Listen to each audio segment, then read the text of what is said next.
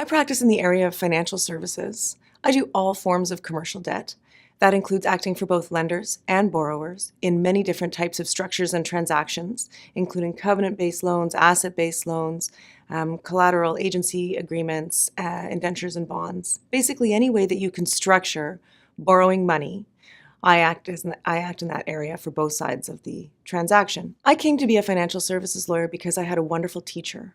When I started at my first firm as an articling student and a junior associate, I worked with a mentor there who had spent his entire practice in the area of financial services and who was very taken with the subject matter. His teaching and his passion for that subject came to flow down to me, and I truly enjoy what I do. I really love my job and the challenges that it presents each day for learning and growing. I think that the reason my clients continue to call me again and again is that I am quite responsive, although I think these days that's table stakes for a lawyer.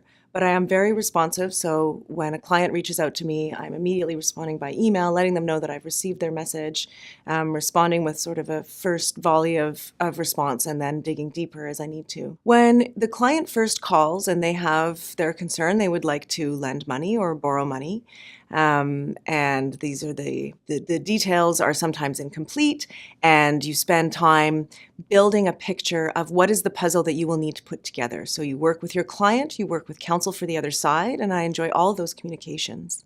Once you have the information, you start to build the puzzle, which is drafting the legal documents. What is required? What are the assets that are going to be the collateral?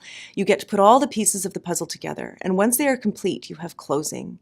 And closing is incredibly rewarding because you have taken what started out as your client's need and built it into completion. And I find that extremely rewarding in my job. When I think about how I can help others in the field of law and in my community at large, the issue that's nearest and dearest to me is mentorship. I have tried to promote mentorship through different areas of my life in many different ways. I have volunteered with and been a contributor to Big Sisters of the Lower Mainland, which is a wonderful mentorship program.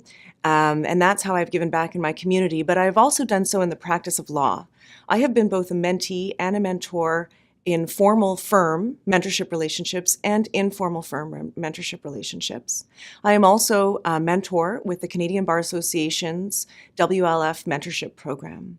I believe that through mentorship, we can help, in particular, women in the practice of law to grow to be achieving their goals and obtaining those senior leadership positions that we are looking for in the practice of law.